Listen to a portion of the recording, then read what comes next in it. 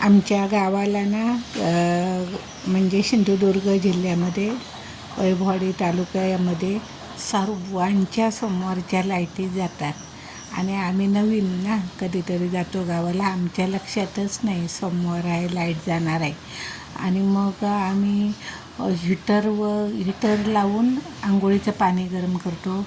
तर मग आम्ही हीटर लावायला गेलो तर लाईटच गेली. मग शेवटी आम्ही ना चूल पेटवले.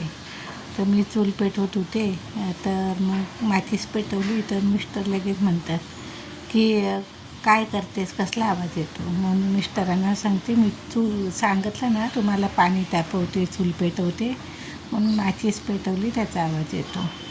मिस्टरांना आमच्या इकडे तिकडे काही होता कामा नाही, लगेच विचारणार, स्पष्टीकरण पाहिजे त्यांना. मग मी चूल पेटवली आणि मग चांगली चूल पेटल्यावर काजूच्या बिया होत्या, लय वर्षाच्या होत्या. काय चांगल्या निघाल्या, काय बरोबर नाही निघाल्या. मग मी काजूच्या बिया भाजल्या आणि मग घरात अंधार, वरती कौलाला काच बसवलेले आहे, त्याच्यातून थोडा थोडा उजेड येत होता. मी दरवाजा बंद करून घेतलेला, कारण का कुत्रे, मांजरं, कोंबडी सारखी येत असतात घरामध्ये, म्हणून मी दरवाजा बंद केलेला. त्या कारणाने अंधारच वाटत होता जास्त. आणि काचेचं कौल होतं, त्याच्यातून थोडा प्रकाश येत होता, म्हणून तुम्हाला अंधार वाटत असेल. आणि आमची मुंबईला येण्याची घाई, सगळं आवरावर बांधाबांध चालू होतं. 15 दिवस राहिलेलो ना, तरी ठराविकच काढलं होतं बाहेर, कारण सर्व नाही काढलं, कारण 2 जण आम्ही गावी गेलेलो.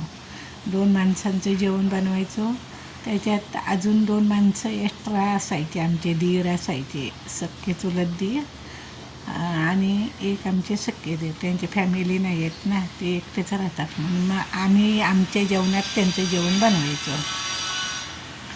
असं करून 15 दिवस आनंदात आमचे गेले. मग मी कसं गावाला सगळं तुम्हाला व्हिडिओमध्ये किंवा फोटोमध्ये दिसत असेल की किती गचाळ दिसतं आहे, सामान अस्ताव्यस्त ठेवलेलं. ते मिस्टर आमच्या आता ना रिटायरमेंट झालेत ना, तर त्यांना आता कंटाळा येतो शोधण्याचं सगळं, म्हणून हा इथे समोर दुकान मांडून ठेवणार जसं सामानाचं, म्हणजे शोधायला नको, समोर दिसलं की घ्यायचं, असं त्यांचं म्हणणं आहे. मग आम्हाला गचाळ आवडत नाही. आणि ते पहिले गचाळ नव्हते, ते मी लग्न झालं तेव्हा मला किती ते इथली वस्तू तिथेच ठेवायची, तिथली वस्तू इथे, अजिबात तिकडची हलवायची नाही, असं त्यांचं एकदम टकाटक होतं. पण आता म्हातारे झाले, मग त्यांना आता वयाच्या मानाने शोधाशोध करायला आवडत नाही, म्हणून समोर असलेलं बरं, म्हणून तसेच ठेवून म्हणून सांगतात. जाऊ दे, गावाला मी ठेवलं तसंच. मुंबईला आम्ही आमच्यासारखंच वागतो, गावाला त्यांच्यासारखं वागतो. कसं वाटलं?